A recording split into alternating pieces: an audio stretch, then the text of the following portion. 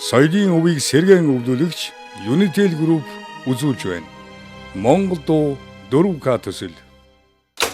Hero Entertainment, Unitel Group хамтран ирээдүйн хойч үедээ хуучны болон орчин цагийн сэтгэл хоногссон 100 дууг өвлүүлэн үлдээж байна. Энэ дуучин гарч ирээд төрж ирээд гэх юм бол одоо бараг 20 жил болох гэж байна л да. Энэ шүлгийн нэхэн бичсэн. Оюун чимэг бичээд тэр шүлгэн дээр манай булган багш аяын хөгжмийн бичжээ. Тэг үнэхээр одоо сайн шүлэг гэдэг бол тэгэл аяа ерөөс гаргадаг юм шиг байна. Би одоо энэ булган багшигаа яг цогч хэлмээр байна.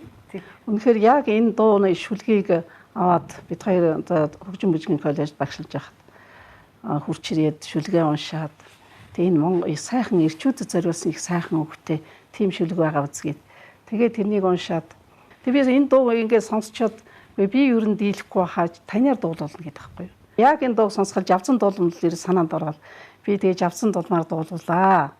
Наадах чинь бол тэр хамаагүй дуулах дуу биш вэ гэд. Тэгсэн чинь булган багш маань надад гэжсэнгүй та дуулна. Тэгтээ та тэгвэл жавцан дуулмаг юу яагаад ингээд та хоёр дуул гэд. Тэгжсэн чинь ер нь тэр үед нэг бид гурван сопрано концерт хийгээд хөгжим бүжиг дээр ярьж төгссөн байсан юм. Тэгтэлчиг энтхэн санаандаагүй ерөөс нь айд явш өнөдөр ирнэ штэ над дээр. Ер нь тэгсэн чинь тэгэж гуруулаад болооч гээл. Өөрийн театрт ажиллаж хэдэн дөр бүтээсэн ч гэсэн одоо ард түмэндээ бол энэ хан шуугаараа л бас танилцуулсан штэ.